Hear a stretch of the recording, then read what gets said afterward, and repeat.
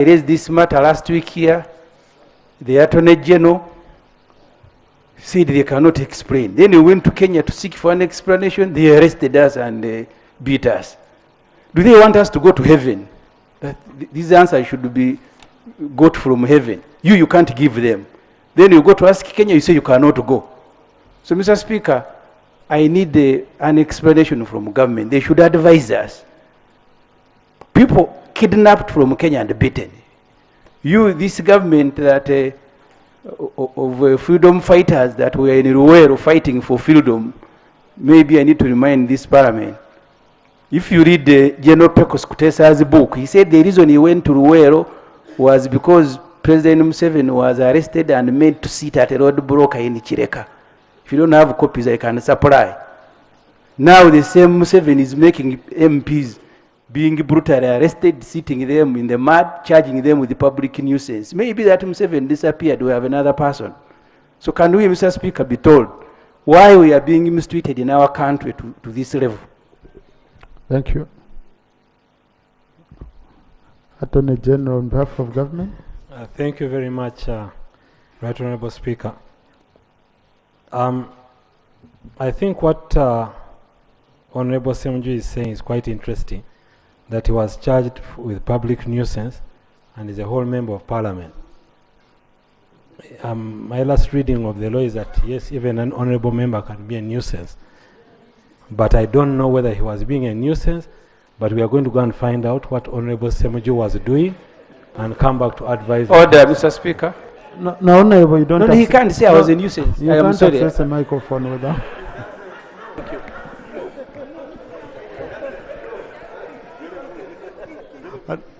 That's it, Attorney General. Yes, so I'm going to find the details, Right Honourable Speaker, and I'll be in touch with Honourable Semju. Thank you. Thank you. Thank you. Yeah, please, some of these things, by the way, are handled, you know. We are colleagues here, because when a honourable colleague indeed is treated in that way, yes, it's very important. Thank you very much. I'm sorry, this matter is not personal. You need to look at the pictures of how Honorable Kamara was arrested. I know because you and I are express, this is not a matter for football. You need to tell the country why you are holding people like this. Because if you get in touch with me, it's as if the matter is personal. But we arrested 2 MPs together with the country needs reassurance. So my appeal, Mr. Speaker, let him come here and explain to the country why they are treating people like this. Not to me. We can discuss express matters. Honourable Attorney General. Thank you very much, Right Honourable Speaker. And I really feel what Honourable Semji is saying, and I will come back and explain. And I don't think it helps us when we talk about being expressed here and the charges in public nuisance.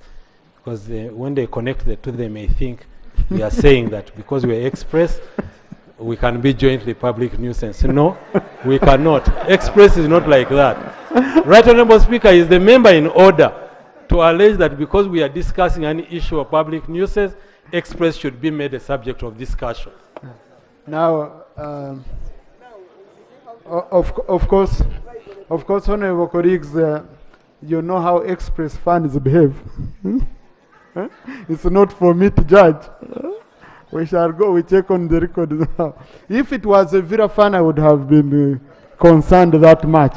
But you express funds, and but anyway, I had allowed Honourable who? No, I had allowed Honourable Net. Honourable Sung has a matter of national importance, which I'm going to. I need, if Chief Whip could consult the Minister for Health, we are going to a statement next. Thank you, Right Honourable Speaker. I have a matter of national importance. Oh no, I wanted to pick procedure. Sorry, final procedure. Thank you, Right Honourable Speaker. Right Honourable Speaker, ever since I joined this Parliament, it has been the norm that 15 minutes towards the sitting, we usually get a reminder in form of an alarm. And today, we actually a bell. Actually, today we're about 10 members in the members' lounge, waiting. We thought actually the House was going to be adjourned again like last time. only to see NBS already showing that you were in the house and we came rushing. So I hope that it will be sorted. Honorable, No, the bell maybe- rang. But it didn't rang upstairs. Maybe that one will need to be checked. On the third floor. On the third floor, we were there. I'm sure my honorable colleagues that I was with are all here. Yes, Thank I'm you. right. On the third floor, No. probably the clerk will have to check what Sure, happened sure. on the third floor. We've taken note. It did not. But Thank you. honorable colleagues, even when the bell is not ringing, technically, if it's 2 p.m., you should be here. Okay? But we are going to work on that. Yes. Honorable Watkins?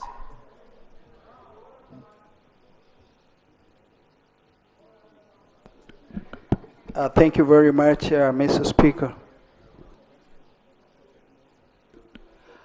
I also want to join colleagues in thanking God for your life. Mr. Speaker, sir, when you're seated in that chair, your word is final.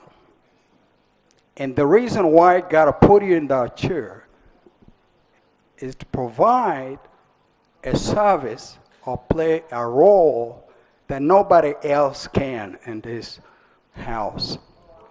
And that role, Mr. Speaker, is to choose and use that constitutional seat. 1, to rule. 2, to direct. 3, to guide. This is a country, Mr. Speaker, sir, that has a constitution. And the constitution is very clear. Article 29 about expression. I was sad and saddened to see our 2 colleagues. And I don't know what kind of message we're sending to the people in and outside Uganda. My point is, Mr. Speaker, we have layers of a criminal justice system. And they have 4 layers. Number 1, No, Honorable, we can't go so much into that. Just a point of procedure. the procedure Raise your is, procedure question. yes, my procedural question is, we need a commitment, Mr. Speaker. We can't leave it to the Attorney General to decide. And this is a matter that affects not only the leaders, but the rest of the citizens. We see quite a lot of shootings, even on our lakes. Mr. Speaker, sir, my procedural issue is, wouldn't it be procedural right for you to use your constitutional duty, responsibility, and obligation to either rule or guide or direct the Attorney General on what specifically the Attorney General or government has to do in terms of the immediate term, intermediate term, and then the long run? Mr. Speaker, appreciate it. Yeah, thank you, Honorable Watkins. The Attorney General said, Minister for Security wanted to make a comment before I roll. Thank you very much, Right Honorable Speaker. I just want to assure the House that, like the Honorable Attorney General said, let us investigate this matter raised by Honorable Semuju and report back. Honorable Minister, how much time would you need? Even a week. Okay. Honorable Minister, I've given you 2 weeks. Thank you very much. Thank you. I know what I usually go through. You said 1 week, you said 2. Let's give him time. Yeah, and that's thorough job. Thank you. Honorable Seungu. Oh, Honorable Guzuri, was it a procedure matter? Okay, it's sorted. Thank you. Thank you, Mr. Speaker. Mr. Speaker, sir, I also thank God for your survival and the friends. But my matter of national importance, I've raised this several times, but let me bring it back. Teacher training colleges were closed, Mr. Speaker. And I raised this matter on the floor of Parliament because they closed these colleges stating that they wanted primary teachers who go for bachelors of education. And I asked the Honourable Minister at that time, who is before us here, to bring a policy and the course units, not even the course units, but the policy, that's going to establish university courses for primary teachers in university schools. Recently, Mr. Speaker, last Sunday, a mother superior of Daughters of Mary in my constituency had to ask me questions because she took sisters to Makerere University to seek for courses for their nurse sisters to become primary school teachers for bachelors. And all universities have refused the students and the sisters. Honorable Yingo, you should look at me sincerely. They are saying there is no course unit because the National Council for Education has never sanctioned the course units for primary teachers. But to make matters worse, yesterday, Mr. Speaker, a government paper, New Vision, really read this story that teachers are running out of teaching. They are seeking for early retirement. And here we are, colleges we are closed, teachers are running out of teaching. From COVID, the number of teachers have gone out. Validation reports are showing us that in many districts don't have teachers, but nothing is going on. Could we know what exactly is happening? Are you killing education for real? Where are you going to get teachers from? When teachers run out of schools, they are riding borders because of the prevailing situation around them, poor pay. I can take the information now. No, Honourable Minister, please. They have refused. Let me conclude. So, Mr. Speaker, sir. Let me just rest around Honourable Nangori. Yes. But you know, thank you so much. Matters of national importance, you usually have 2 minutes. Now you speak for 3, then you call for information. Thank you so much, Mr. Speaker, and my colleague for giving me way. The information I wanted to give you, my colleague, is that even the science teachers, right honorable, there are science teachers who were once teachers, in classroom teachers, but they were promoted to head schools in various districts. But now these teachers, once they become head teachers, they go back to the what? To lower pay. And yet they are science teachers.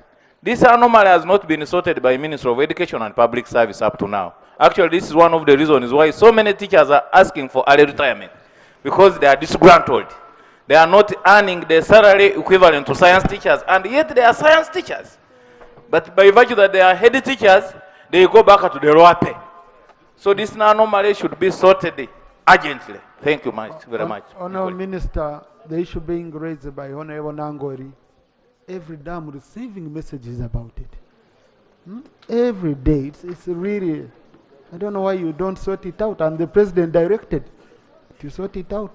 Mr. Speaker, as I conclude, still, when they were closing these teacher training colleges, we asked them the method and the work out how they are going to close these institutions. Tutors remain in the colleges, they are not placed anywhere. And they are there waiting, they are getting salaries but not working. The assets of these institutions are there, nothing is happening. These are open issues. So we want to know where is the weakness, and I want a response knowing that I'm the shadow minister. Honourable Minister. Thank you very much, Right Honourable Speaker. Right Honourable Speaker, I also join my colleagues to thank God for giving you another chance. About what my brother Honourable Seungu is saying, Right Honourable Speaker, it is true that teachers training colleges were closed, and we've been having discussions with the stakeholders to convert them into what the stakeholders want. Right Honourable Speaker, this afternoon I'm presenting the National Teachers Bill for Parliament, to Parliament. And when you read through this bill, many of the issues that are being raised now are going to be addressed. I just want to pray that my brother, Honorable Seungu, right, Honorable, it covers management of the entire profession, and which management also entails teachers. So I'm just asking you to be patient. By the end of this exercise. Honorable colleagues, please. Please. Honorable Seungo, please, just let's wait. Now, the moment the minister says the issues you are raising are going to be handled in this bill which we have here, the bill is coming to your committee, okay? The bill is coming to your committee. I would say we'll be patient. And I don't want it to be an exchange between a member and the minister. I will thank the minister for bringing the bill, however late it is, because we are almost 3 years back since you closed these colleges, all 2 years, 4 years, and it's a challenge on you. But still, you have to respond to teachers seeking for early retirement, because you don't have teachers to replace them, but they are going out, and at the end of the day, the effect is on our children. Art is dodging it, and they have all the methods of stopping this early retirement, because the control is within them. They have the rules and laws governing it, but they are accepting it at a young age. So we want you to address to that. You bring your bill, we shall process it, Mr. Speaker, as fast as possible, because it's a serious issue. But teachers running out for early retirement is a challenge on our schools. There are schools, Mr. Speaker, as we talk now, having 1 teacher per 100 children as a ratio. So, Honourable Minister, kindly give attention to that. And Thank you. And Mr. Speaker, to be serious, I wanted him to note, as he goes back, you tell the senior man that Seung is not joking here, but is talking sense. And Thank you. Thank you. Honourable Minister, you've taken note of that. But the issue of science aid teachers who are not being paid as scientists, how do we handle that, Honourable Minister? Right, Honourable. First of all, I've taken note of the concerns raised by Honourable Seungu and others. Secondly, the issue of salary, the issue of science teachers getting more pay than the arts. Of course, you are aware that we took a policy to enhance. Wait, it's different. The issue is science head teachers. Humanities, you find yes, a science teacher is earning more than a head teacher who is a scientist. Very simple. And the president gave directives on how it should be handled. The cabinet, the executive, we already agreed. Why don't you sort? Honourable Minister. Right, Honourable. We got the directive, and we are working with the Minister of Finance to make sure that this is collected. And I think the best person to give an answer to this is the Minister of Finance, not education. You see, Honourable Minister, I think you need to go back. Right, Honourable Prime Minister. Right, Honourable Prime Minister, I think you need to call a meeting. Because now, if you find a head teacher saying, if I fare back as a science teacher, as a blackboard teacher, I would earn better than my position of being a head teacher. And I'm a scientist. And he's saying I would rather go back to the chalkboard.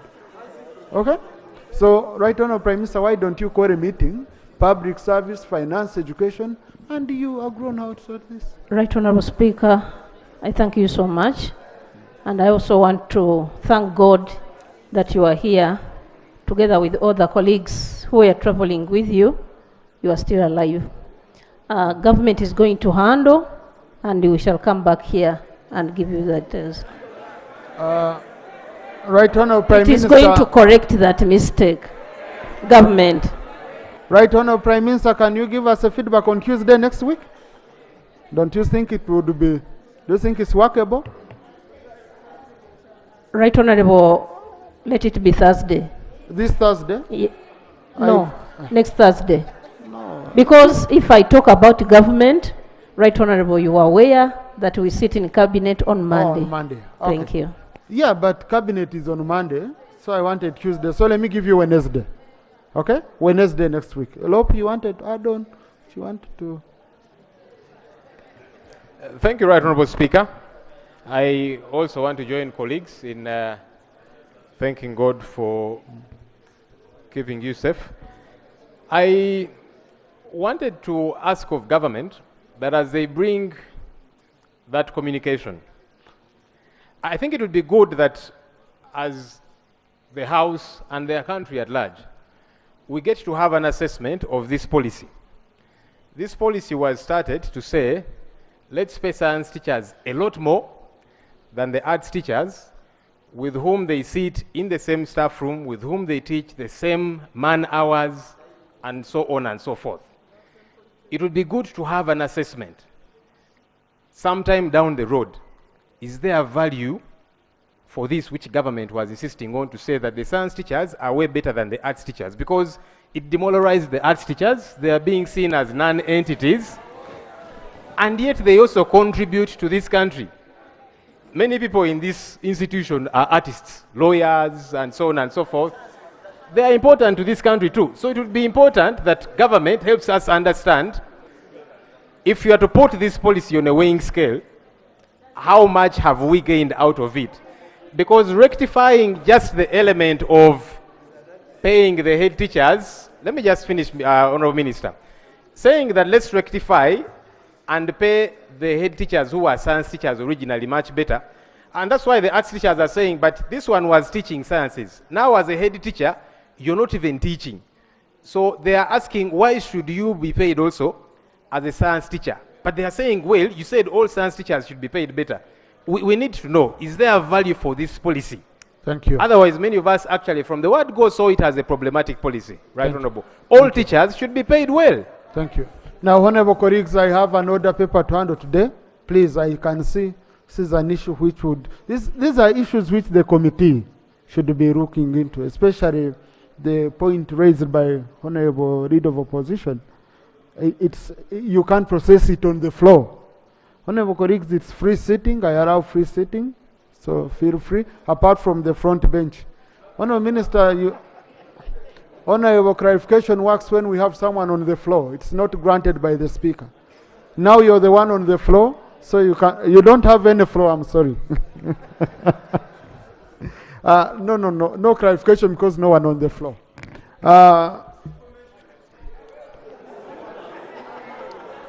Honorable colleagues, in the VIP gallery this afternoon, we have a delegation of members and staff of the Parliamentary Legal Committee from the Parliament of Zimbabwe. They include Honorable Itai Ndudizo, Member of Parliament, who is the chairperson, the Honorable Edson Vobo, Member of Parliament. Please, you will forgive my pronunciation. The Honorable Energy Mutodi, Member of Parliament. The Honorable Agency Gumbo, Member of Parliament. The Honorable Kuchacha Furu, Member of Parliament.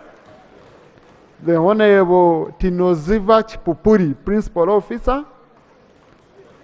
And Ms. Elizabeth Hove, Assistant Counsel to Parliament. They've come to observe proceedings of this House. Please join me once again in welcoming them.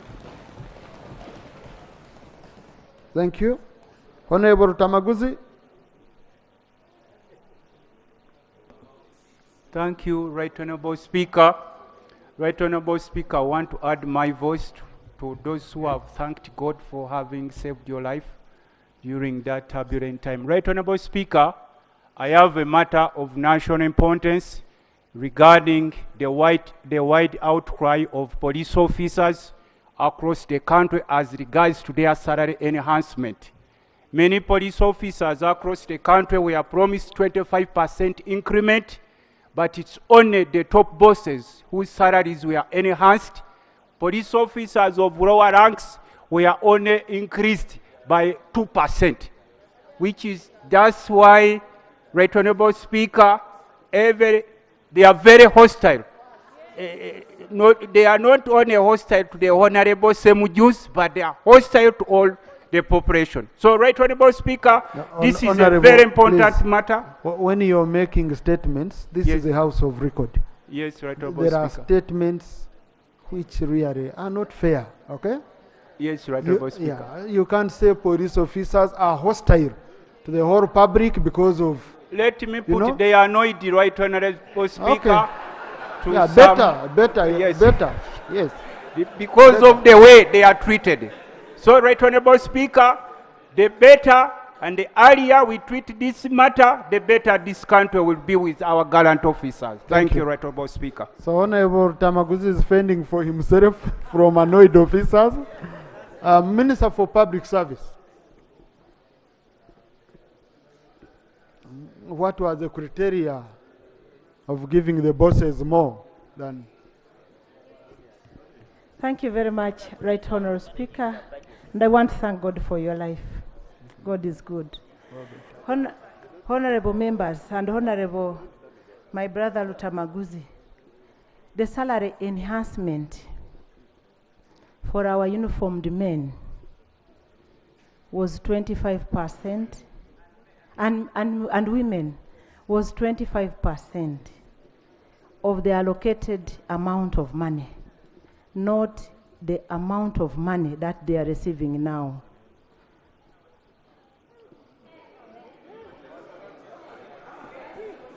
For example, if the enhancement was supposed to be 200 million for the entire force, we begin allocating and we allocate that amount.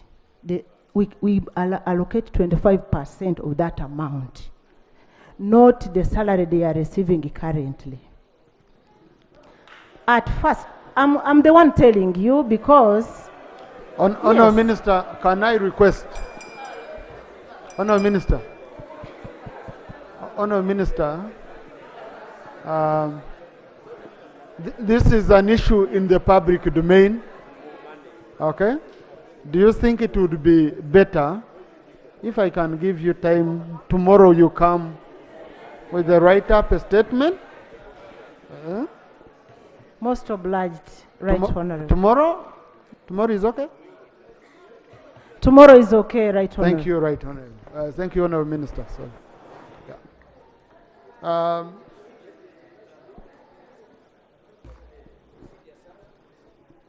Honourable Cherkut Rose. Honourable Cherkut Rose.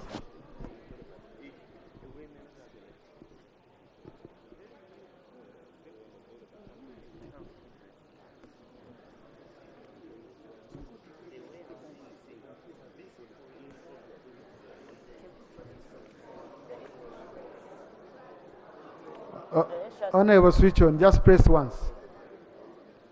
No. It seems one of the side of rope has more techniques. Thank you very much. Right Honourable Speaker,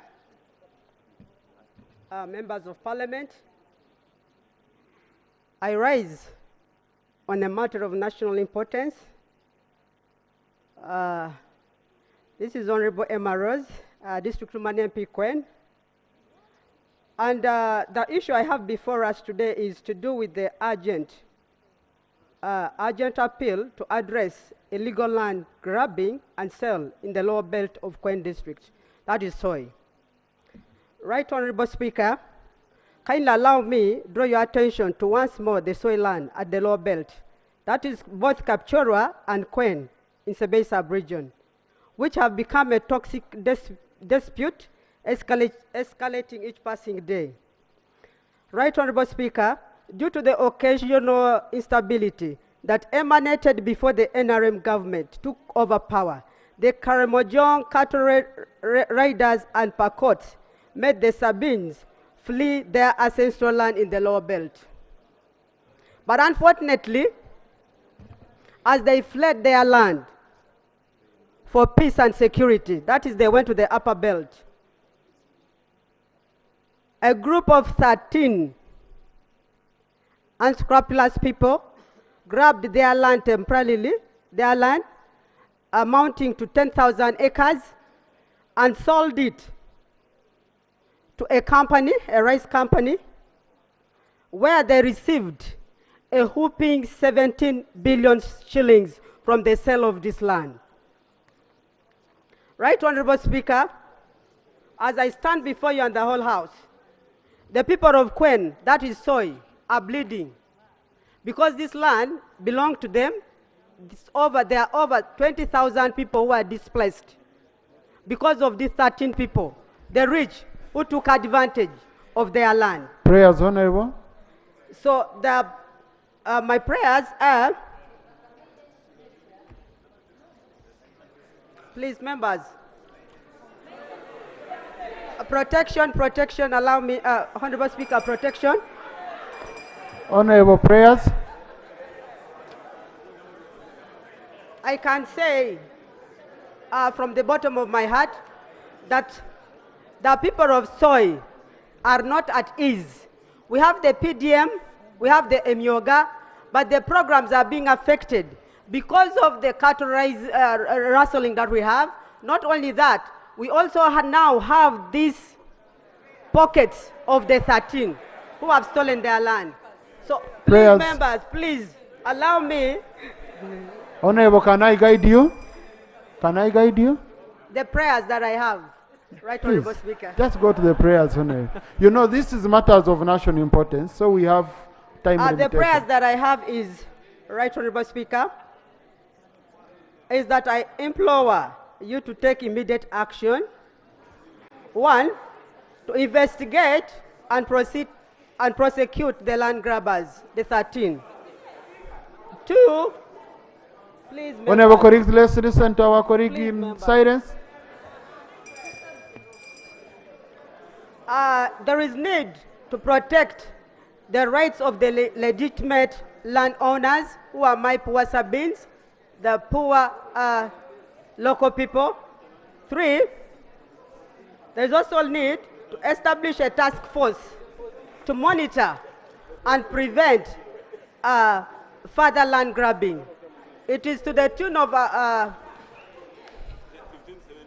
those are my prayers. Thank you. But of course, this land that has been grabbed is over 10,000 acres. It is a big land. 17 billion shillings to be received by Thank you, Honorable colleague. Honorable Minister for Lands, I can see Honorable Bigakania here.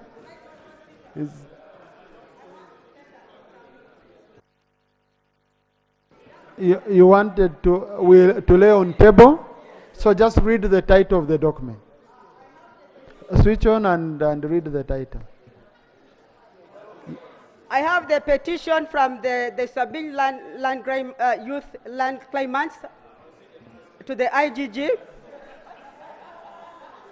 which was received. And then I also have the members. I also have the sales agreement. I have the sales agreement,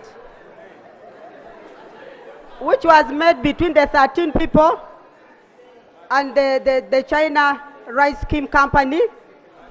I would like to lay this on table. Thank you, Honorable. And, Well done. and then I also have another agreement that was entered between the 25 land grabbers against one Calorin Chemisto Twala, still on the same land. Allow me lay it. Thank you. Then lastly but not least,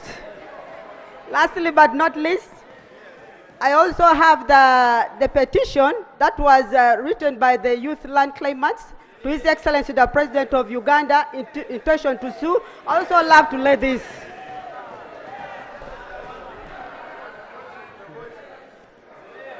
And then I also have the response that was from Ministry of Lands over the disputed land in Quen, that is Soy County.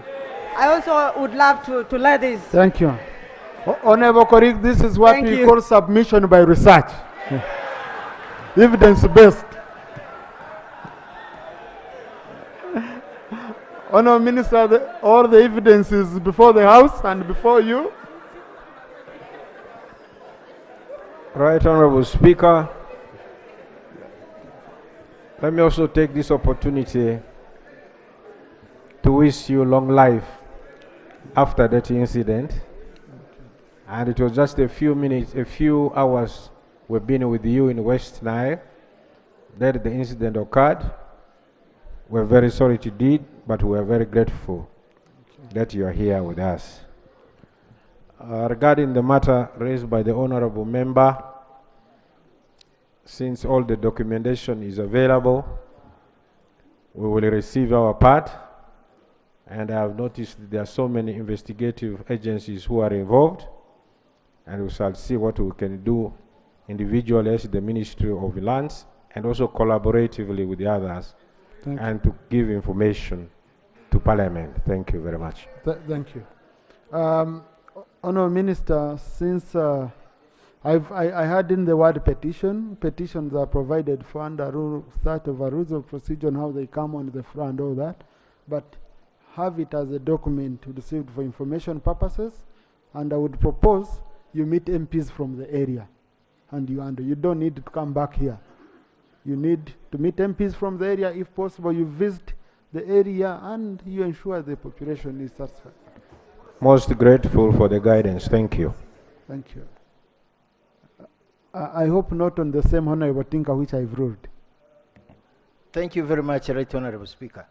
Whereas I agree with your ruling, Right Honorable Speaker, in the past, you have ordered or you have asked the responsible ministers to visit the locuses of the origins of these conflicts. Many of them have never stepped there. I remember when I raised the issue of Ndaiga, land evictions, you ordered just 2 weeks. But up to today, the matter actually even went to the committee. Up to today, the minister has never stepped in Ndaiga. And you are asking the same minister to go to Quen. I am afraid. I am afraid. He may never step there. Where will you leave the other honest representative of the people? Thank you very much, Right Honorable Speaker. Thank you. Number one, for the record, I never order ministers to go anywhere. Because I don't order someone I don't appoint or supervise. I always want that to be very, very clear. And I believe a more of a comradeship language, a more of a friendly language helps someone to deliver more than issuing orders, and then you go into. So, honorable colleagues, especially the ministers, the members the issues which members raise here are issues to do with the population and how they are looking at us as a country and as a government. So when we say go on ground, usually we want you to go and respond to the people. It's not about a member. It's not about a member. It's about the population. You might dodge a member by refusing to go on ground and sing, but the issues want to be solved that way.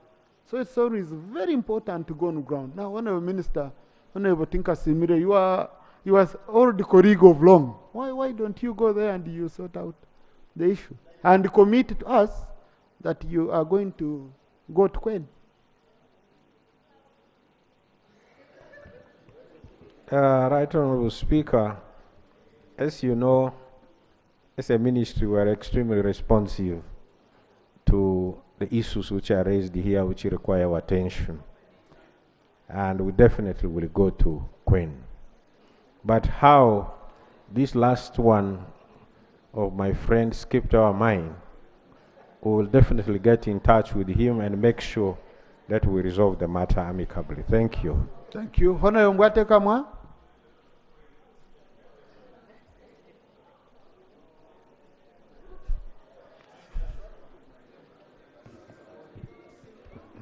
Yeah, thank you so much, Right Honorable Speaker. Right Honorable Speaker, the matter I'm raising is to do with a new curriculum.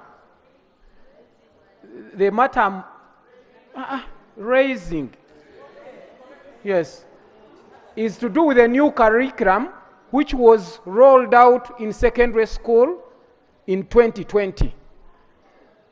Right Honorable Speaker and honorable members, we are aware that the new curriculum was rolled out, and as we speak, our children are going to sit exams being assessed on the new curriculum, which is called competence-based.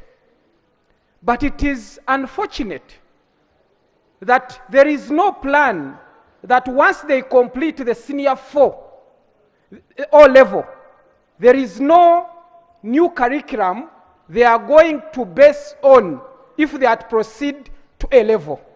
And we don't have time. And these are our children.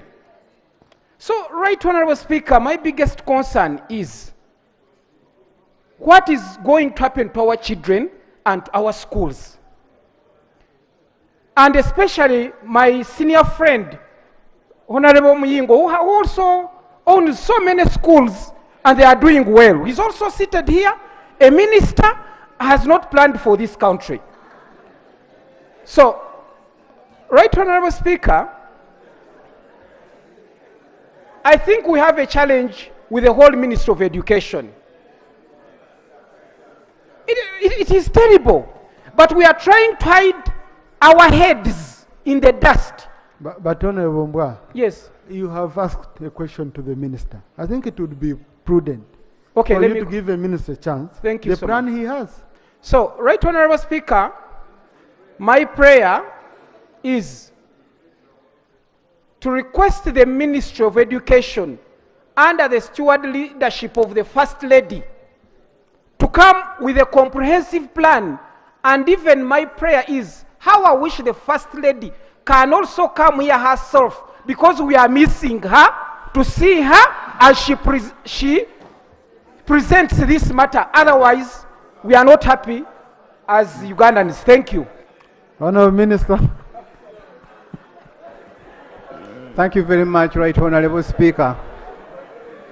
Right Honorable Speaker and my dear colleagues, what is true is that our candidates this year are going to be assessed according to the new curriculum. It's not true that the ministry has no plan for them. Right Honorable Speaker, we have a plan. And very soon, I'll be coming to present that plan to Parliament. I thank you. Thank you. We are waiting. Honorable colleagues, we are waiting. Honorable Guzuli, Honorable Rumo.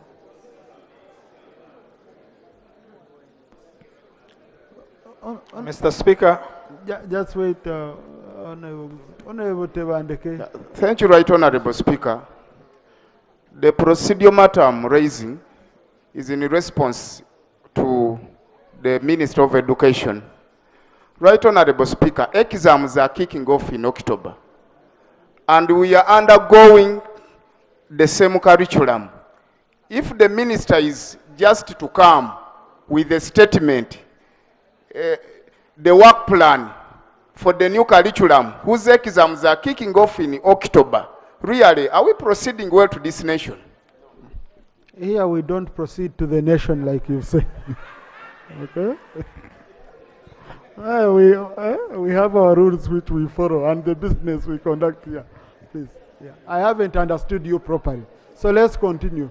But Honorable Minister, maybe the issue is when are you, Honorable Tewandek is saying, when can you update us? Do we have any timelines? Right Honorable Speaker, first of all, I want to assure the public that our candidates, the pioneer candidates for the new curriculum, have been very well prepared and they are ready for the exams. The exams, everything is being done according to plan. What the Parliament needs to know is the plan that will accommodate them when they go to Senior 5. And this is what I'm saying, and Senior 5 is somewhere in February. That's why I'm saying that at an appropriate time, given an opportunity, I'll come back and share the plan with you. I submit. Let the committee, honorable colleagues, let the committee for education follow up this matter with the minister. I had allowed Honorable Guzuri.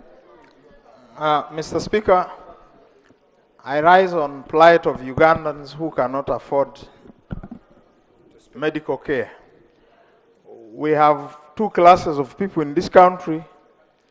One class can afford to be funded by government to go for health care out of the country, while the other class perishes if they cannot afford to mobilize resources. As I talk now, I've been added to so many groups, all trying to fundraise resources for medical care. Mr. Speaker, on the 23rd, when the young people attempted to march to Parliament, I read a placard from a girl who said her mother died because she could not afford access to intensive care unit, and she could not afford to be flown out. Why did she demonstrate? She said she was demonstrating because Parliament, instead of catering for the health care of Ugandans, is now busy budgeting for clothing for our presiding officer and our presiding officers. And that's what her placard says. To me, that was an indictment. It also amounted to like a blackmail. And for us to be clear, I want to move under Rule 43. Can the commission or the commissioners tell us if we have ever budgeted for clothing of our presiding officers in the budget? Secondly, I want the Minister of Health to tell us what is the criteria Ugandans should follow to access health care. If I want to be flown and I'm from the village, if I want to go to India, America, to be flown like any one of us, what is the criteria? So that we can be able to pass this information to the rest of the country, and there will be seen to be equity, and this house will be seen to cater for the needs of the country. I thank you. Thank you. I think the first question I can volunteer to answer on behalf of the Parliamentary Commission. Number one, it's true in the line budget of Parliamentary Commission, we have in a line for clothings, I think, and beddings on the office of Speaker and on the office of the Deputy Speaker. And when I saw it in the media, someone sent it to me, I took time to ask, because apart from this wig and this gown, Parliament has never bought me anything. Apart from this wig and this gown. So I followed up and I said, where does this money go? Because I asked, listen, I asked my executive secretary, and they informed us, we have officers. You have protocol officers who are supposed to be smart in the image of government. We have people, yes, we have people in security who are in close protection especially and are putting on private. We have these security officers who are always roaming with us, moving at night. Sometimes we also have tents. Sometimes I go in a place where there is no hotel, I sleep in a tent. I also have a small tent mobile, okay? And all that money is spent via procurement. There is competition. People, they run procurement. They get extra uniforms for these officers who are always moving around somewhere, getting problems with their chest, goggles and all that. That's where the money goes. I can tell you, I would rather come and borrow that beautiful suit of yours than Parliament buying me a suit. Because I'm well paid by Parliament, I don't need to get anything from Parliament in terms of clothing. But for the wig, unfortunately, you don't have any, so I can't borrow a wig from you. I wish that hat was being allowed. So that one I wanted to read it. And thank you, Honorable, for raising it. Yeah. The next question is for the Minister.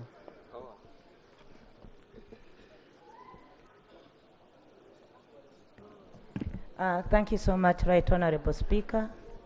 Allow me use this time to thank the God that made you survive and your colleagues.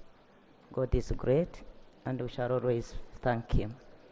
Right Honorable Speaker, I do appreciate my colleagues' concern, but I want to make it clear that it's not a matter of that I want to fly abroad.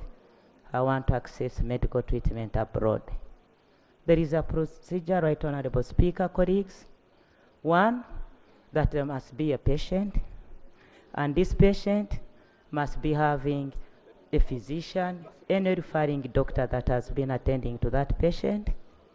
Number two, if the patient is referred from the previous treatment, consultations, and recommendation, the patient has to apply through the medical board. And this medical board is composed of a team of different surgeons, depending. The information I have is very important, by the way. Information, Right Honorable Minister. Information is allowed by a colleague holding the floor, not the Speaker. I'm requesting her to give me, Thank you. the floor. Right Honorable Minister, Right Honorable Speaker, Honorable Onzu. Oguzu Lee. That name, he raised a very important issue. Right Honorable Speaker, there is syndicate in government hospitals. That is Mulago, Chirudu, and Kawempe. They are doctors inside the hospital. When you go to the consultation room and you refer to an X-ray, when you bring back the report, that same doctor tells you the doctor who is supposed to work on you will work on you next week. But if you want to be worked on as early as possible, I can give you a contact of another doctor to work on you. I have evidence, Honorable Speaker. Even I have screenshots from some patient that this happened in Chirudu. Then when this person called the doctor, she thought the doctor was outside Chirudu, but the doctor was inside the hospital. So the doctor said, you are giving me 500,000 to work on you. The patient said, no, I have 100,000. The doctor said, no, I cannot work on you with your 100,000 till they agreed to pay 250,000. The following day, the patient was worked on. So there is a lot of extortion in those hospitals. Right, Honorable Speaker. Honorable colleague, are you ready to give very clear information and details and contacts yes, of that patient? I'm ready. Because this is a very strong, it's a very strong statement and issue. Right Honorable Speaker, even to add on that, I went to Chirudu myself. When I was entering the gate, the secretary told me, give me some money before you enter. I said, yeah, I don't have money. Then he said, if you don't have money, you're going to park outside the gate. I said, I will pay when I'm getting out. I didn't introduce myself. When I was getting out, he told me, where is the money? I said, no, I don't have money. He said, when you come back here, you are not going to be allowed inside when you have not paid any money. So there is a lot of extortion. Ministry of Health should wake up and start monitoring. People are in hospitals, but they are not being worked on because they have no money. Thank you so much, Right Honorable Speaker. Honorable Minister, as you respond, this is a very serious issue. But for clarity on the procedure you are talking about, please, our private citizen is also entitled to this service. I just wanted that to be clear. Thank you so much, Right Honorable Speaker.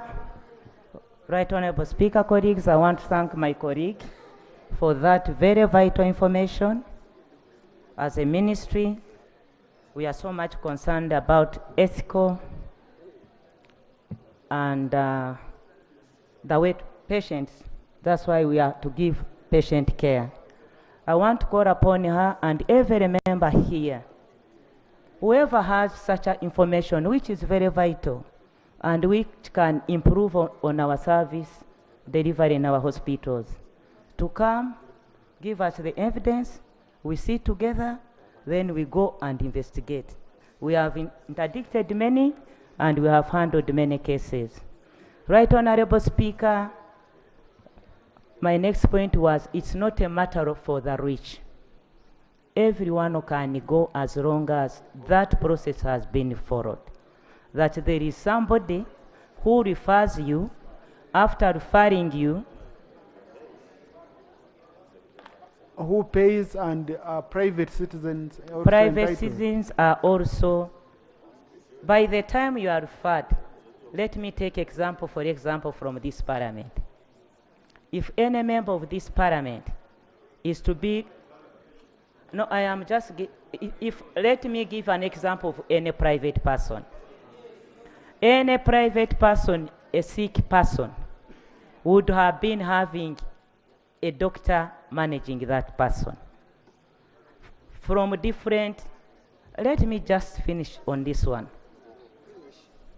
because I'm giving what is practical. Honorable, I request you not to respond to people who are not on record. Our answer won't look clean.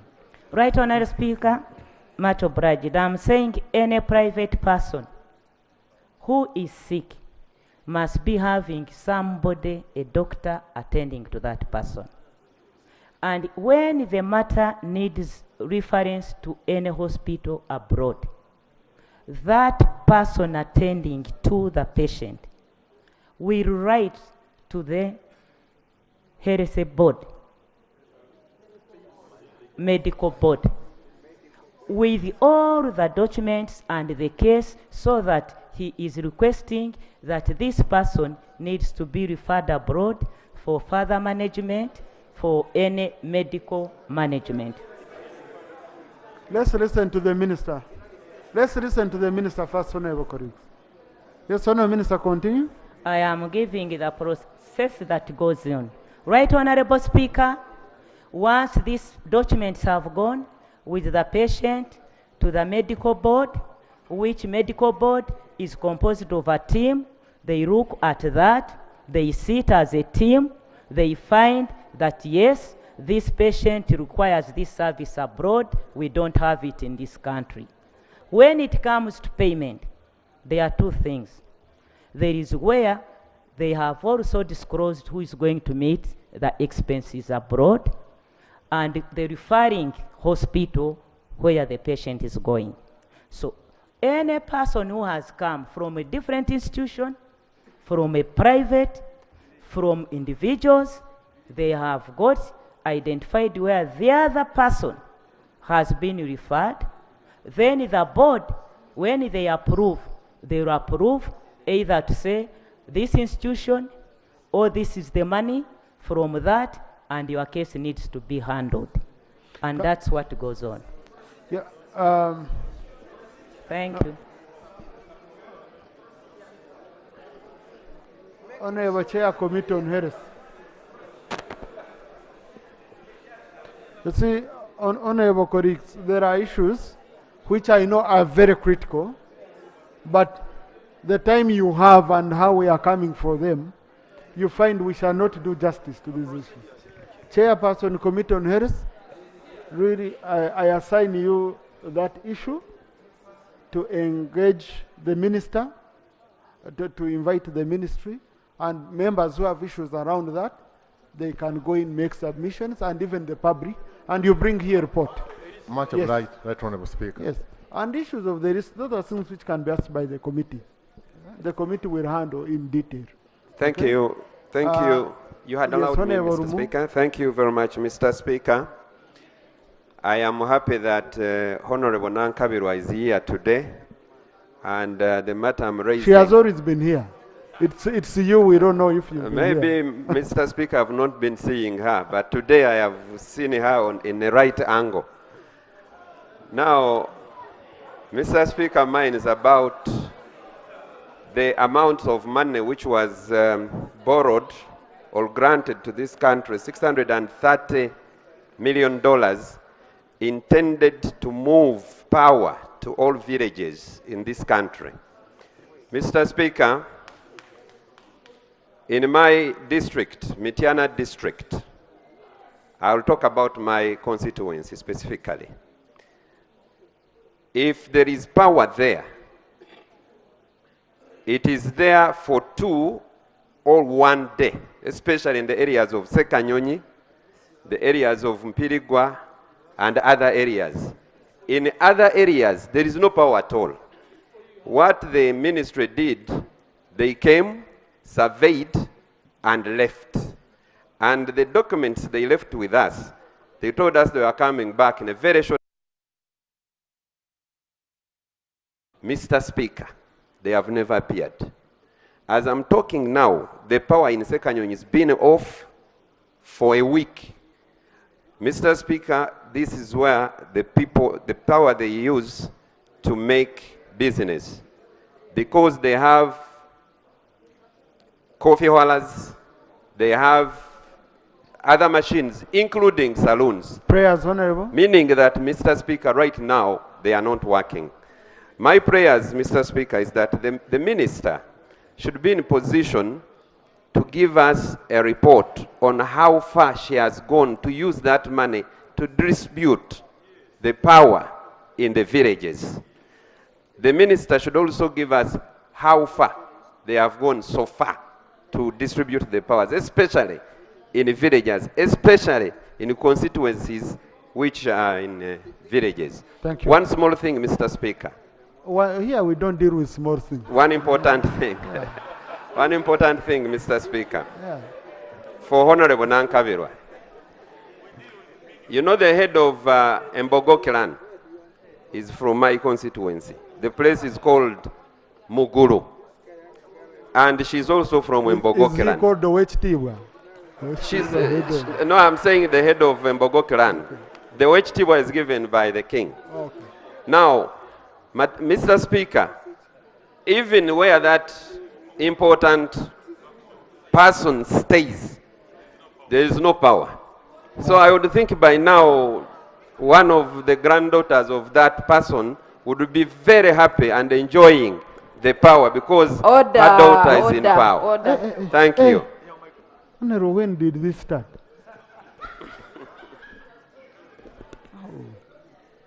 You scare me sometimes, Honorable, because, you know, I feel I'm out of order and I'm about to run out. Yes. The question, the way it is framed, I think I've seen, it seems members would want an update generally. Today I had Honorable Josephat from Gangaizi also really raising issues that no single village in Kakumiro, no single village from his constituents has been considered, that all his have been removed. So I think it's an issue which we can handle with the committee comprehensively, where the minister would submit the detailed report to the committee. And then the report. No, Minister, you think that would help more? Or you think you can give us a comprehensive answer now? Thank you very much, Right Honorable Speaker. I add my voice to those who thanked God for having saved you. We were together in West Nile. It would have been a very sad story. I want to thank my colleague who has raised a very pertinent issue regarding connectivity of Ugandans to electricity. I would love to come and give a comprehensive progress of the implementation of the Electricity Access Scale-Up project funded by the World Bank facility of $638 million, which is not meant to connect all the villages in Uganda because it's not enough. That money is not enough to connect all the villages that do not have power. But I'll come and give you progress since we commissioned this program in Mitoma on the 2nd of January this year. I will come and give a progress report. I think, when do you think But you can... specifically because he has raised an issue concerning his constituency. No, Honorable, I know members are going, it's going to come up so much. Let's manage it that way. But from Bogokilan, you're Right Honorable Prime Minister, I serve all the clans in this country.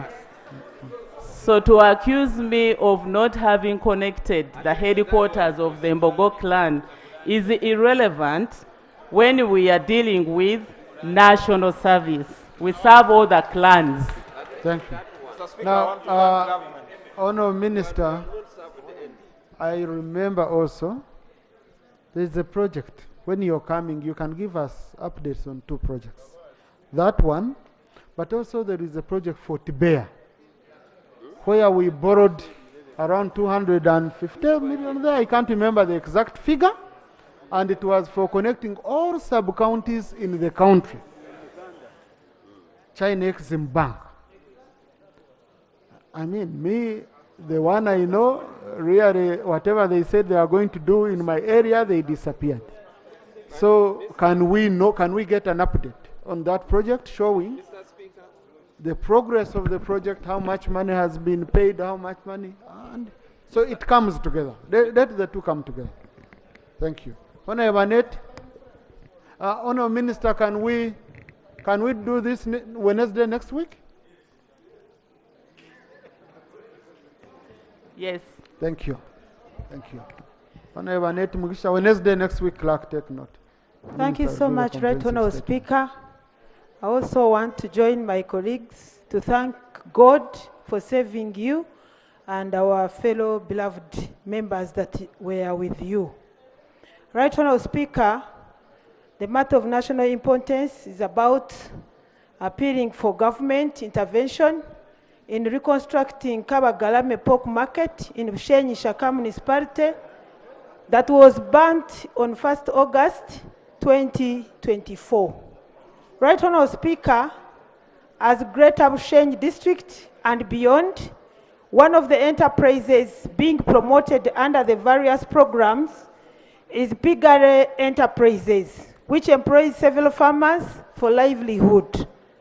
Right Honourable Speaker, as a result of this living enterprise, the local community, in partnership with the municipal local government of Bushenyi Shaka, established a regional pork market at Kabagalame, Ruhalo Ward, Central Division, Bushenyi Shaka Municipality, to support and provide market for the thriving piggery enterprise within the district of Greater Bushenyi and beyond.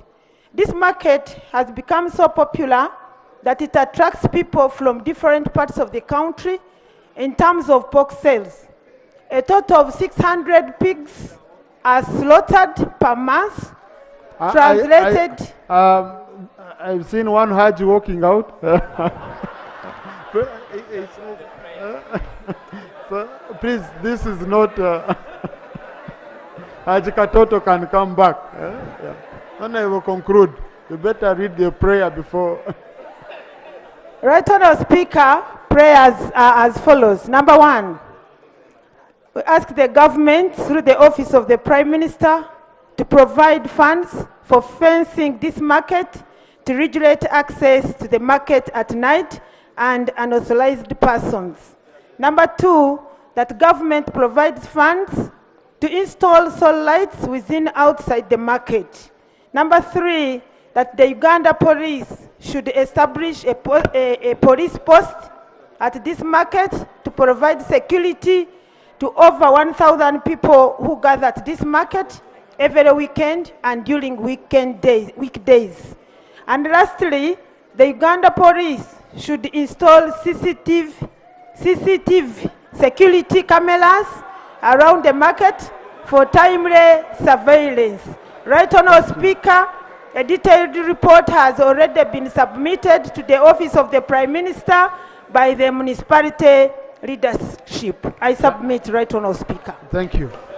Now, honourable colleagues, I will save Hajat Rukia Nakadama from answering this to begin with, but on a very serious note, not before she can answer, I want to shed some light.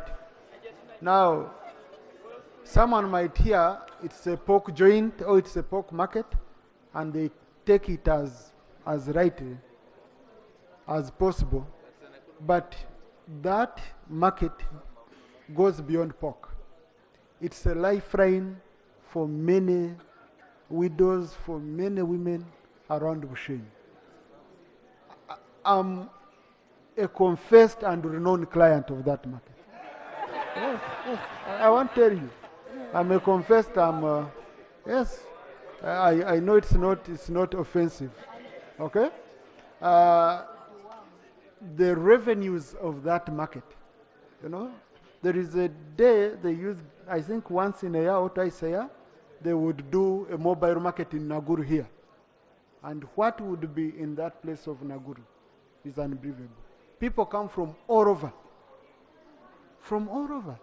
So it's something really that has hit the economy of Bushenyi municipality and the surrounding areas very, very, very seriously. They sell goats, they sell chicken, they sell any kind of, it's a huge, huge market every Saturday.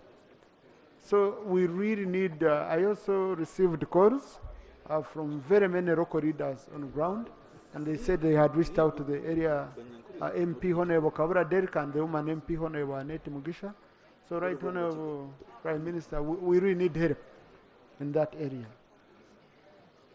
Oh, Honorable Magezi can really, that one he can't deny, I know for sure. Thank you, Right Honorable Speaker. Right Honorable Speaker, I thank Honorable Annette Mugisha for that, raising this matter. It is certainly a very critical matter, and yes, I'm one of the very good clients of that market.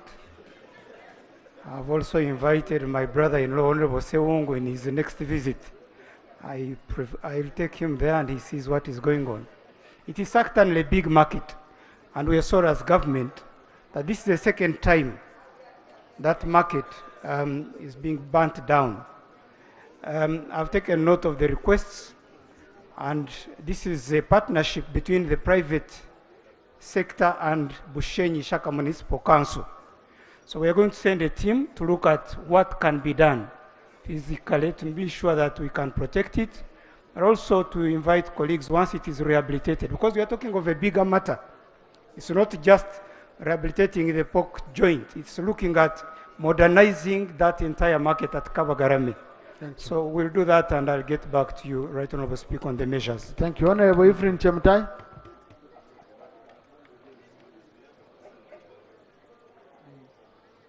No, Thank you so much, it's a closed Honorable. matter.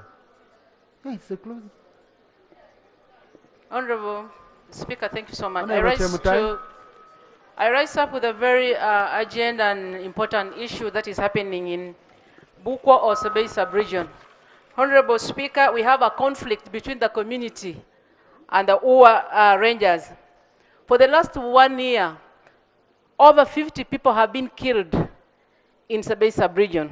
The latest was 3 weeks ago, where a young boy of 16 years was gunned down by the Ua Rangers because of reasons not known.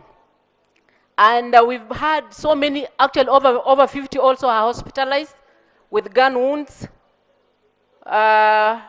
Many cows and animals have been killed. They shoot them when they're walking along the road because we share the boundary with the Ua. Many widows and orphans have been left suffering. Our prayers, Honorable Speaker. One, we want government to give us a buffer zone between the communities and Ua, the common grazing giant. Number two, we want the compensation of lives lost and livestock. Number three, we are also requesting for the Prime Minister to come and dialogue between the community and the Uganda Wildlife Authority. But now as we speak, there is bitter blood that Uganda Wildlife Authority cannot cross over to where the community is. I give information, Honorable Minister for Tourism.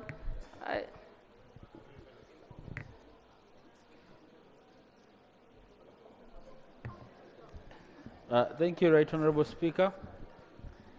And what Honorable Chemtai is raising is indeed true. There was an incident a couple of days ago, and the matter has come to our attention where a young boy was killed next to the Ua premises. We've told police to take interest in the matter, investigate, and once any of our officers is found culpable, definitely the law will take its course. So I request for some time so that we can have this matter resolved. Thank you. Honorable Taringaya. Minister, take up this issue. These are issues where you should meet MPs from the region, and you go through deeply, other than on the floor here. Thank you, Right Honorable Speaker. We thank God that you survived, and we pray for more years. I rise on a matter of national importance, salary enhancement for local government political leaders.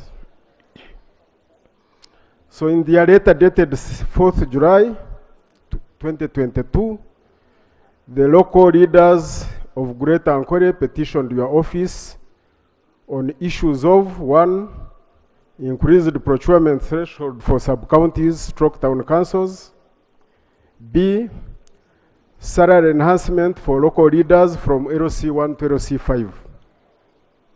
They contend that they do insurmountable work for this country.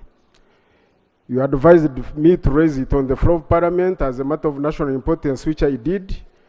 You referred, and you referred the matter to the Local Governments Committee, which together with the Ministry of Local Government considered... Honorable prayers, please. I just need... Rule 76 doesn't allow you to read speeches. My prayers, Right Honorable Speaker, The Minister of Finance and the Minister of Local Government explained why this important matter was withdrawn from the budget 2024-25. And 2, the Minister of Local Government, together with the Minister of Public Service, retables this salary enhancement proposal, and it is duly considered and integrated in the budget 2024-25. I beg to submit. And I beg to lay on this table the petition by the Ankole chairpersons, LC3. Thank you. Now, Honorable Bataringa, this is a very critical issue. I remember he guided you indeed. But now the way you've presented it, it's difficult to address a petition. Because petitions are under Rule 30. They have a procedure they do follow. But Minister, it's a critical issue. I don't know if you want to comment now. And then you use the document for a petition as an information document. Thank you, Right Honourable Speaker. And I'd like to thank Honourable Basil Bataringaya for raising a matter of highly critical importance. The emoluments of our local leaders is a matter of concern to all of us. I would like to commit, we are going to receive his entire proposal. On Tuesday, Right Honourable Speaker, we shall meet the Honourable Member. We shall strategize together with Finance on how to make sure that we take it up in the next year's budget cycle. I thank you. Next item, honorable colleagues, I know there are those who still have matters. There were very many. I will start with them tomorrow. I think around 4 more matters. Time is not on our side, you can see.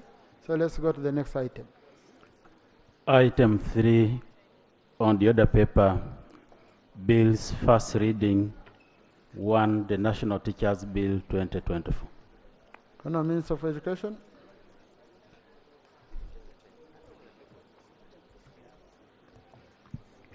Thank you very much, Right Honourable Speaker. Right Honourable Speaker and the Honourable Members of Parliament, this afternoon I have the honour to present the National Teachers Bill 2024. Right Honourable Speaker and dear colleagues, under Rule 115,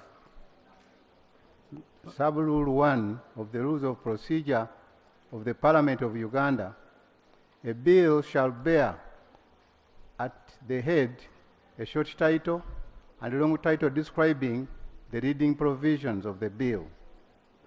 Right Honourable Speaker, the short title of this bill is the National Teachers Bill 2024.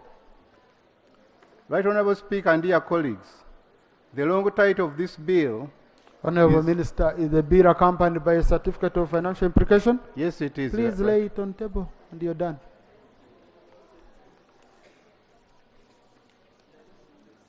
The bill for second reading, for first reading is not seconded. Right Honourable Speaker, I beg to lay on table the certificate of financial implications for the National Teachers Bill 2024 and the bill.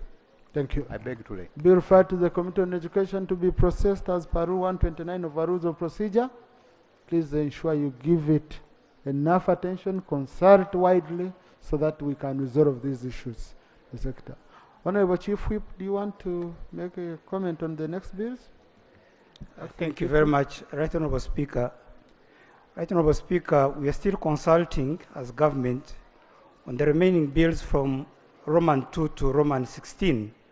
I therefore want to request that you permit us as government to defer these to the next 2 weeks. Thank you. Granted. Next item.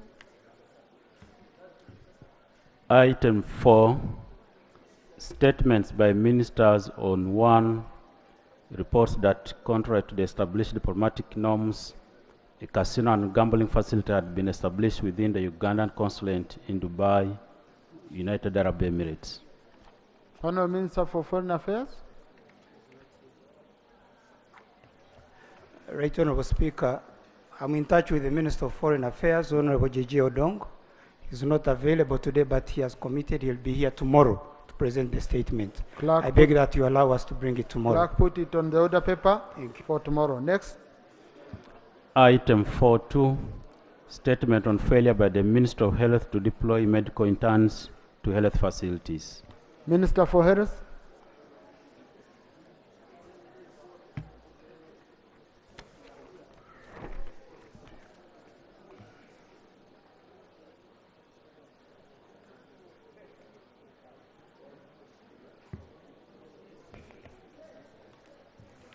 Thank you so much, Right Honorable Speaker.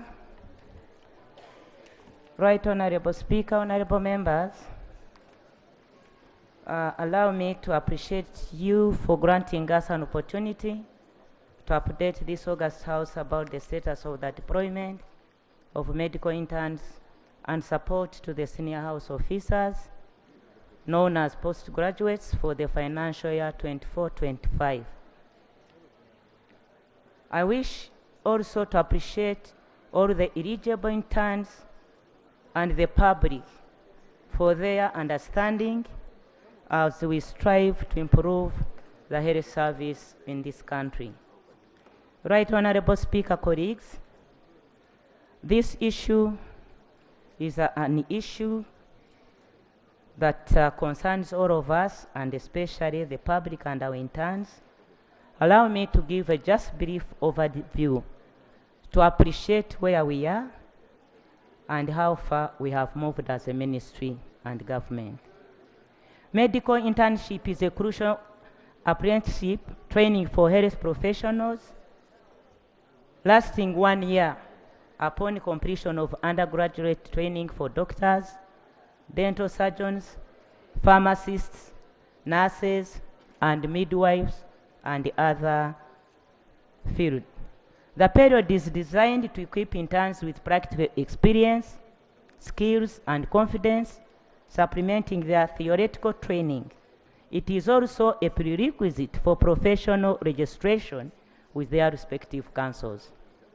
Right Honorable Speaker, honorable colleagues, while senior house officers known as SHOs are qualified medical doctors pursuing postgraduate training in various clinical specialties, medical intern doctors and pharmacists are trained under the supervision of specialists with a minimum of 5 years of work experience, while medical intern nurses and midwives are trained under the supervision of graduate nurses and midwives with at least 3 years of experience. For this court, there are 73 accredited training sites, up from 58 in the year 2023, with varying capacities that was made possible for the recent recruitment of specialists. Right Honorable Speaker, honorable members, according to the ministry's internship training guidelines, one specialist supervises 4 medical interns to ensure effective knowledge transfer and skills development.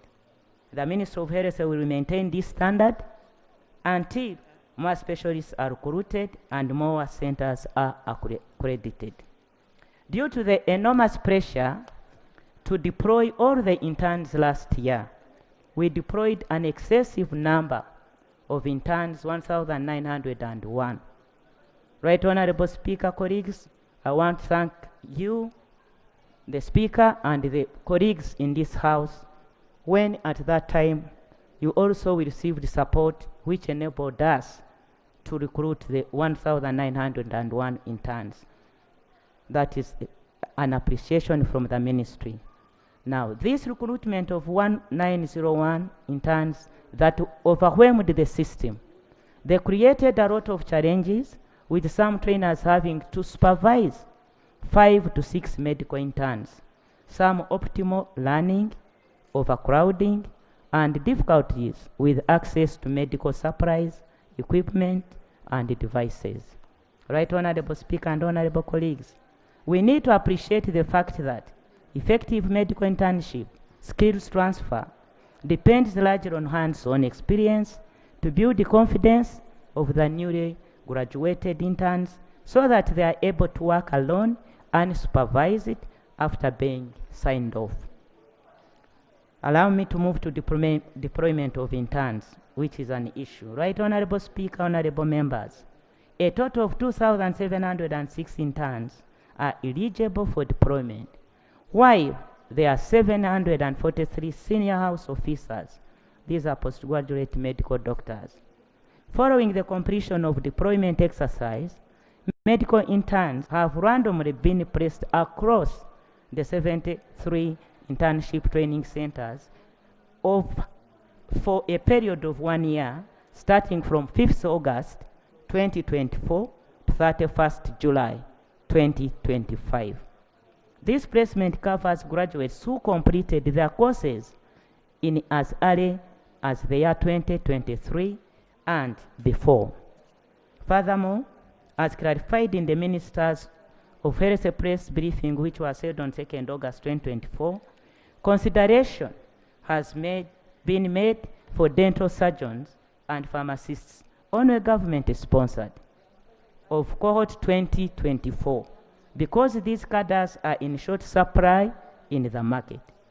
The deployment has been guided by available funds and specialists and supervisors where the standard of 4 interns per specialist or per supervisor was applied. Graduates of 2024 will be placed in future, including those that had been erroneously deployed in our first release. That is the ones from Uganda Christian University and Makerere University Medical School. These are accordingly withdrawn from the list of the reasons that I have just said in the statement. Right Honorable Speaker, Honorable colleagues, let me move to the support of current interns and senior house officers. In this financial year, 2024-25, the Ministry of Health was allocated Uganda shillings 35,661,600,000 to cater for both medical interns and senior house officers. The cost of deployment of 1 intern for 1 year, inclusive of allowance and pay-as-you-earn tax, totals to 15,600,000. The breakdown is as follows. Per 1 intern, allowance is Uganda shillings 1 million per month. Pay-as-you-earn tax is 300,000 per month. The total gross, therefore, will be Uganda shillings 1.3 million, inclusive of taxes, per month. This is to allow for an intern to receive a net amount of Uganda shillings 1 million per month. Therefore, each intern requires 15,600,000 per year. Similarly, Right Honorable Speaker, colleagues, the cost of support to 1 senior house officer undertaking clinical work in national referral hospitals and teaching hospitals is as follows. And this is the same breakdown. Uganda shillings 1 million per month, pay-as-you-earn 300 per month. The gross total is Uganda shillings 1.3 million inclusive of taxes per month. The total amount needed to support, therefore, the 743 senior house officers is that total, which is 743 times 1.3 with the taxes for 12 months, which comes to 11,590,800,000. Right Honorable Speaker, Honorable Members, the funding released last year was Uganda shillings 46 billion. And we want to thank you and the whole House, which included areas and supplementary for the shortfall. On the other hand, this year only Uganda shillings 35 billion 661,600,000 has been allocated, registering a reduction of Uganda shillings 10 billion 338,400,000. Furthermore, this year we have received communication from the Ministry of Finance, Planning and Economic Development to fit within the available resources and with no anticipated supplementary. With the available budget allocated this year of 35,661,600,000, less Uganda shillings 11,598,000 for the senior house officers, and less 670,600,000 800,000 for the 86 continuing interns who joined late. Only 23 billion 400 million thousand is available for deployment of the current interns. Right Honorable Speaker, right colleagues, I have given you the constitution of each intern and the senior house officers. Considering the expenditure of 15,600,000 per intern per annum, this money can only deploy 1,500 interns.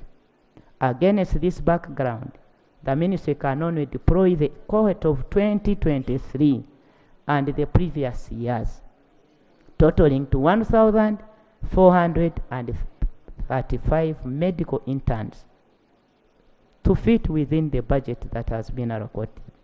For the remaining 65 positions available, priority will be given to dental surgeons who are 22, and the remaining 43 will go to government-sponsored pharmacists who are in short supply in the market from the cohort of 2024.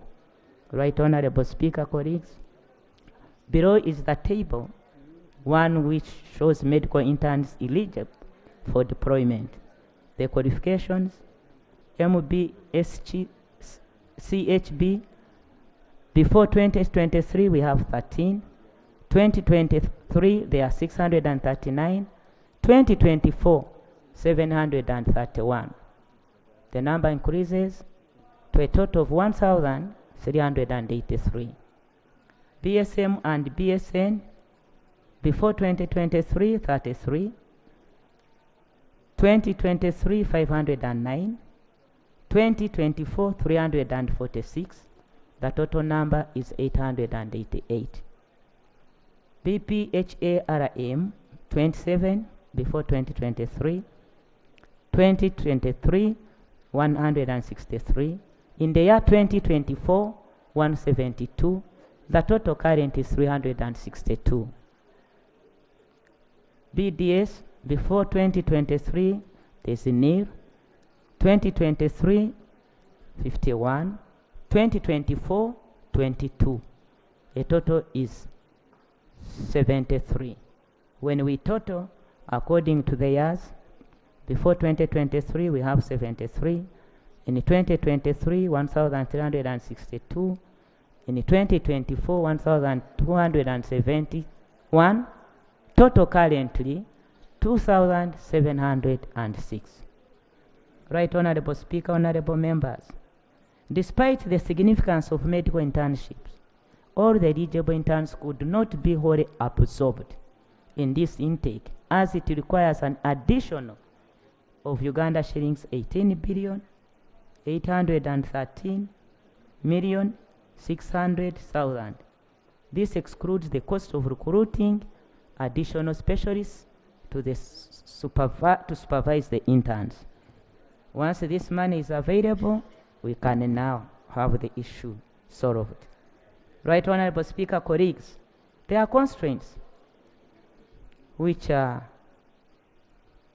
well known, but for sharing and to appreciate where we are, these constraints of deployment of internship and postgraduate training, major inadequate budget, as I've shown you the figures and the reasons. Inadequate internship training sites. The internships are many, the sites we have are very few. Limited specialists to supervise each intern. I have shown you the intern and the specialists they should be handling. Increasing number of interns. You have seen how the numbers have kept on increasing. Universities do not plan collaboratively with the Ministry of Health, leading to recurring mismatch of resource allocation against the number of graduates trained. The universities, they recruit, they train, afterwards they send to us, whereas our budgets cannot meet that. Right Honorable Speaker, all this said, there is a way forward. Members having given now the constraints that is facing deployment of the interns, the way forward, number one, we think as a ministry, the urgent need to prioritize internship training and allocate adequate funding based on numbers enrolled into the universities and communicated to the councils following completion of training. Number two, there is urgent need to recruit more specialists, supervisors in hospitals, and open up more internship training centers to accommodate the growing number of interns. The ministry urges all universities to communicate the number of students, potential interns at the beginning of the last year of training in line with the government budgeting cycle. There is urgent need for Ministry of Education and Sports to expedite the process of completing the education for health training policy so that we have a policy that guides the universities. As I conclude, once again, Right Honorable Speaker, honorable colleagues, I wish to appreciate all the eligible interns, as I've said, and the public for their understanding, and honorable members for your usual understanding, cooperation, and support in this issue. Right Honorable Speaker, I am saying that as of now, we can only accommodate, and that's what we have accommodated, 1,500 interns. Attached at the back of this statement is a deployment list, which I can lay on the table. I want to thank you for giving us this opportunity once again, and for sharing the constraints we have when it comes to the deployment of the interns. And we look forward to continue sharing and for your support. I thank you. Thank you, Honorable. I want to lay on the table. I'm going to open up the statement for debate for around 30 minutes. I'll start with Honorable Babiku. I add on Bungoko. I add on Honorable Choma, Bugweju, Kumi. I'm coming this side, don't mind. Yeah. Our champion Erute, Hajat, and Chair Harris, and also former Chair Harris and Honorable Thank you. Let's use 2 minutes each, Honorable colleagues, Okay. and we don't repeat. Thank you, Right Honourable Speaker, for the opportunity.